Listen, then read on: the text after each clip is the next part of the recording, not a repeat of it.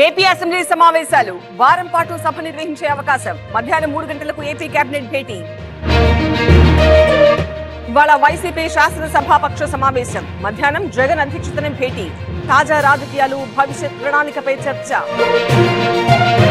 YCP ఎమ్మెల్యేలు సభకు రావాలన్న అయ్యన్న, అందరికీ అవకాశం ఇస్తామన్న స్పీకర్. వైసీపీ హాజరుపై కొనసాగుతున్న ఉత్కంఠ.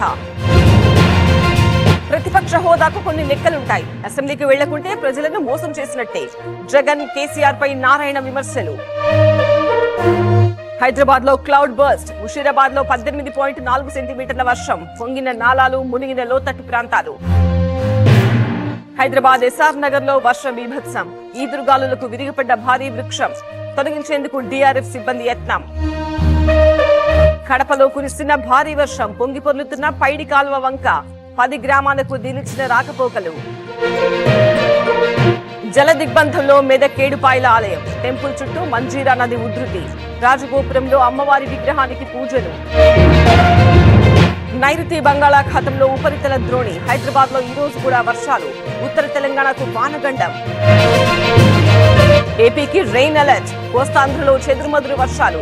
గుంటూరు, బాపట్ల, నెల్లూరు, తిరుపతిలో భారీ వర్షాలు.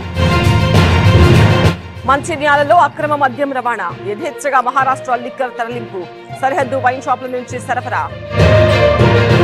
తిరుపతి రేణుగుంటలో అగ్ని ప్రమాదం. ఓ కంపెనీలో ఎగిసిపడుతున్న మంటలు. అదుపు చేస్తున్న ఫైర్ సిబ్బంది. శ్రీశైలం ప్రాజెక్టుకు కొనసాగుతున్న వరద. 4 గేట్లు 10 అడుగుల మేర ఎత్తివేత. ప్రస్తుత నీటి మట్టం 884 అడుగులు. నాగార్జున సాగర్ ప్రాజెక్టుకు పెరిగిన వరద. 16 క్రస్ట్ గేట్లు ఎత్తివేత. Inflow, outflow 1,79,000 క్యూసెక్కులు.